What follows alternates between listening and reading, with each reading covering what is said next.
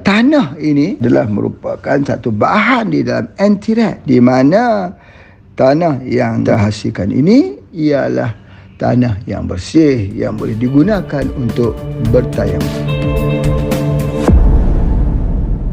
Assalamualaikum warahmatullahi wabarakatuh. Alhamdulillah, syukur kepada Allah Subhanahu Wa Taala. Apa khabar hari ini bapa ibu tuan puan di mana juga berada, bersama-sama lagi dengan Pak Haji dalam memahami produk spray dalam konsep spraylogi. Masya Allah, satu konsep yang terupdate, yang terkini, yang digunakan dalam perawatan yang berbasiskan kepada herba alamiah dan juga gabungan alamiah dan ilahiyah daripada perubatan Islam, insya-Allah.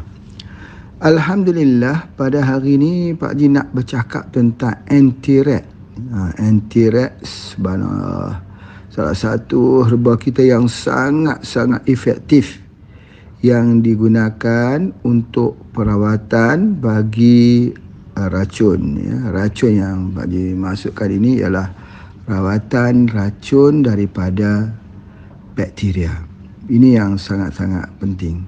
Jadi perbincangan tentang antirat ni suatu yang menarik, ya, kerana ada bermacam-macam kelebihan yang ada pada antirat ni. Yang pertama, paling mudahlah Pak Haji cakap dulu, ialah orang yang ada alergik. Kalau makan udang, makan ketam, adalah makanan yang alergik tu bengkak muka, merah matanya, timbul bintik-bintik merah dekat kulit. Jadi kalau ambil antirat tak jadi. Subhanallah. Ada dua, ya. Kalau dulu kita berikan Malex pun tak jadi juga. Tapi antirat lebih kuat daripada Malex. Dan Malex kita sudah tak keluarkan lagi. Kerana Malex itu dibuat daripada akar bambu, akar buluh. Masya Allah, akar buluh pun banyak khasiatnya. Namun begitu, oleh kerana antirat ini lebih kuat, maka Pak Haji keluarkan daripada antirat untuk anti-alergik. Bagi mereka yang ada sinusitis ataupun bagi mereka yang ada alhan apa-apa, maka antirat lah yang terbaik kita gunakan, insya-Allah. Ada dua bentuk yang dikeluarkan. Yang pertama bentuk kapsul, yang kedua bentuk spray. Bentuk kapsul tu telah pun digunakan, dah ramai orang melihat testimoninya. Yang bentuk spray ni pun ramai juga yang melihat testimoninya. Cuma apa yang Pak Haji nak sebutkan di sini, bahawa kita harus tahu cara menggunakannya. Banyak orang tak faham, ya, penyakit yang virus ataupun bakteria ini, dia tidak seperti penyakit yang lain. Penyakit yang lain itu dia panggil penyakit yang kronik. Kronik itu mengambil masa yang lama, menahun, darah tinggi, kencing manis, okey. Tapi kalau virus dan bakteria ni dia panggil akut, atau bahasa Malaysia acute. Ya, acute itu berartinya menyerang tiba-tiba dan bahaya. Sangat-sangat bahaya. Jadi oleh sebab itulah maka penggunaannya harus tahu. Bagi penyakit-penyakit atau serangan-serangan yang berbahaya. Misalnya salah satu ialah air kencing tikus. Pak Haji tunjukkan contoh, ya, air kencing tikus. Di sini Pak Haji ada masuk nama-nama penyakit. Misalnya leptospirosis. Leptospirosis ini ialah air kencing tikus. Dia mendatangkan bakteria. Kerana bakteria boleh hidup di dalam media air kencing tikus ini. Jadi sama juga seperti ayam, ya, daging ayam yang mentah.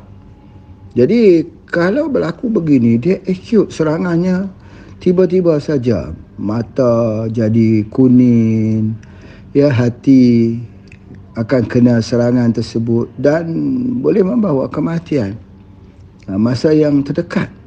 Jadi oleh sebab itu, ketika kita nak menggunakan herba ini, kita harus faham betul-betul bahawa tidak boleh terjadinya demam. Demam itu menandakan bahawa ada serangan virus ataupun bakteria dalam tubuh badan. Jadi sel-sel imuniti akan mempertahankan sel darah putih, akan cuba mempertahankan supaya jangan demam itu berterusan. Tapi tak upaya. Ya, jadi oleh sebab itu maka kita perlu memperkuatkan. Jadi apa yang mesti dilakukan di sini bahawa perlu kita menggunakan, ya, perlu kita menggunakan daripada bentuk kapsul dan juga dalam bentuk spray. Kedua-duanya hendaklah digunakan apabila kena serangan akut ini. Itu sebabnya Pak Haji selalu sebut, kita tak mahu jadi penjual obat. Kita nak jadi perawat. Bila kata perawat, apa beza dengan penjual obat? Penjual obat menjual tanpa knowledge. Hanya sedikit pengetahuan dengan sedikit motivasi orang membeli. Tapi perawat ini dia memiliki ilmu, dan ilmu ini adalah ilmu yang berpanjangan, yang kena belajar betul-betul, kena ada buku, kena menulis. Tapi Pak Haji tak lihat ramai di kalangan kita yang serius. Kalau ramai di kalangan kita yang serius, mereka pasti akan alert dengan isu-isu yang Pak Haji bangkitkan ini. Sebab apa? Isu ini bukan isu mudah, ya. Bukan seperti kita jual produk-produk makjur dan sebagainya. Sebab itulah pihak Kementerian Kesihatan sangat mengambil tahu, ya, tentang kita punya penggunaan perubatan ini. Dia tidak boleh sepele, orang kata mudah-mudah. Jadi sepele dan mudah-mudah itu akan menyebabkan bahaya kepada orang yang sakit. Jadi salah satu daripada penyakit yang disebabkan kerana bakteria ini ialah diarrhea atau mencret. Kemudian di mana diarrhea ataupun mencret ini yang kena saluran pencernaan. Ya, itulah kita tengok orang ada sampai yang serius dipanggil muntabir. Muntabir bahasa Indonesia, muntah berak. Ini serius. Kita kena lihat bahawa kalau sudah mencret itu berkali-kali, sekejap pergi ke kamar kecil dan sebagainya, dia perlu dapatkan dua-dua sekali, ke kapsul dan juga spray.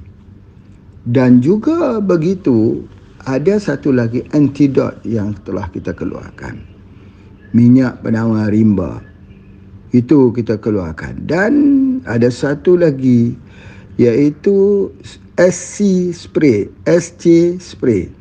Tak banyak ataupun tak ramai orang tahu tentang SC spray. Itu adalah untuk anti racun. Ya, itu juga boleh di spray ke dalam air, boleh diminum.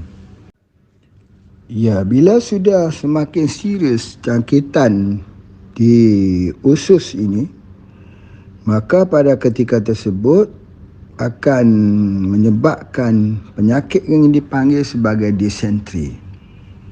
Disentri adalah penyakit jangkitan usus yang menyebabkan darah itu keluar lendir dan juga darah. Ini serius lagi. Jadi oleh sebab itulah maka perlu mengambil kapsul itu 5 pagi, 5 petang dan 5 malam. Petang itu sebaik-baiknya jam 3, ya. Jam 3 berartinya pada ketika perut kita sedang kosong. Jangan waktu kita tengah hari kita makan. Jadi pada waktu petang itu agak kosong, ya, mudah diterima. Kemudian satu lagi diikuti dengan sakit di bahagian perut yang sangat. Ini juga kadang-kadang disebabkan oleh penyakit tipes juga. Tipes, penyakit di perut juga. Jadi demam kepialu kita kata. Jadi sejuk, dingin, kurus. Ini kesemuanya adalah perlu kepada antiret.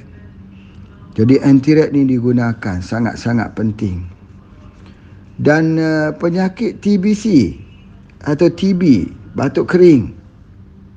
Batuk kering sampai tubuh badan itu jadi kurus. Kita gunakan antiret. Kalau kita nak gunakan antiret ini, kalau kita nak campurkan dengan VCO dan albumin, itu adalah terbaik untuk hidupkan balik good bacteria di dalam tubuh badan. Sebab apa? Kalau tidak, lambat perawatannya, khususnya kepada TBC. Jadi kalau penyakit TB ya, ataupun penyakit batuk kering, kita gunakan antiret, VCO dan albumin. Itu adalah terbaik. Jadi oleh sebab itu penyakit-penyakit bakteria ini yang perlu kita lihat. Boleh jadi juga daripada makanan, daripada ikan, makanan dalam tin, dalam kaleng. Boleh jadi juga pada ayam, ya, sayur-sayuran dan bahan-bahan mentah lah. Boleh jadi terdapat bakteria yang boleh membunuh, termasuk dalam roti ataupun dalam kacang yang mengandungi alfa-toksin dan sebagainya. Jadi kesemuanya ini adalah menyebabkan racun. Racun ini adalah istilah umum, ya, istilah umum. Termasuk juga heavy metal. Ya, heavy metal daripada keracunan. Misalnya cat, ya, dalam pembuatan cat itu ada racun. Kemudian di dalam makanan yang khususnya yang boleh membunuh, misalnya arsenik, ya, yang boleh membunuh dan sebagainya. Jadi oleh sebab itu penggunaan antiret ini bolehlah Pak Haji katakan sesuatu yang wajib ada di rumah kita, wajib ada dalam tas kita. Supaya di mana juga kita pergi, kadang-kadang kita tak dapat nak menjangka. Kadang-kadang makan di tepi jalan harus awas, ya, kerana kadang-kadang ada kedai-kedai yang tidak ada air yang mengalir. Maka air kencing tikus akan membuatkan bakteria hidup, boleh hidup dalam masa 1 bulan. Anytime boleh kena kepada orang yang pergi makan yang ada bakteria yang tidak bersih, khususnya. Itu yang harus kita lihat. Jadi sebab itu dalam Islam itu kebersihan, ya, kebersihan. Diambil kira ketika kita mencuci ada air yang mengalir. Itu di antaranya. Ada beberapa kita dilarang, ya, untuk membuang kotoran di air yang tidak mengalir, ya, di air yang tidak mengalir. Itu di antaranya orang kencing, ya, air yang tak mengalir. Jadi kesemuanya ini boleh mendatangkan bahaya. Kebersihan itu harus dijaga betul-betul. Jadi salah satu daripada penyakit yang membunuh ribuan orang iaitu di Sungai Ganga.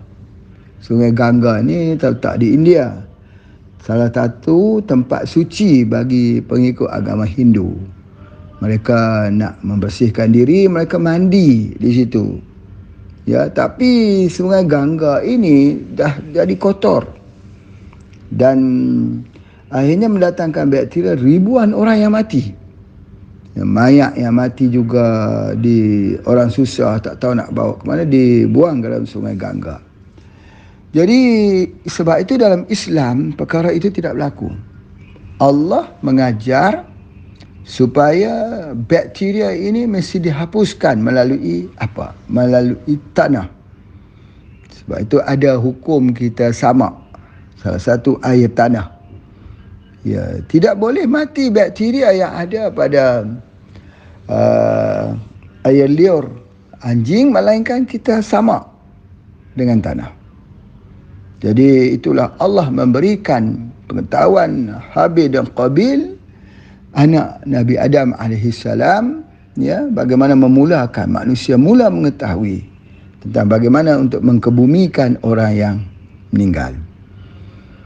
Dan begitu juga kita tengok insting daripada kucing. Bagaimana kucing itu selepas buang air besar, kotorannya itu ditutup dengan tanah. Itu insting. Sebab itu maka bagaimana kita lihat tanah ini dia menghilangkan bakteria, termasuk juga ayam ya. Kalau dia tak sihat, kita letakkan dia di atas tanah, dia akan sihat balik. Bila dia ambil makan tanah, jadi dia akan sihat balik. Jadi tanah ini adalah merupakan satu bahan di dalam anti-rat, ya, di mana tanah yang kita hasilkan ini ialah tanah yang bersih, yang boleh digunakan untuk bertayamum. Jadi kita harus ingat bahawa salah satu daripada caranya untuk menggantikan air, menggantikan wuduk dengan air ialah bertayamum. Tayamum itu mempunyai hikmahnya yang tersendiri. Oleh sebab itulah maka penggunaan anti-rat ni adalah sangat-sangat baik. Biasanya kita akan lihat kalau ada bakteria, selalunya akan ada nanah ya. Jadi kita tahu kata itu adalah serangan bakteria.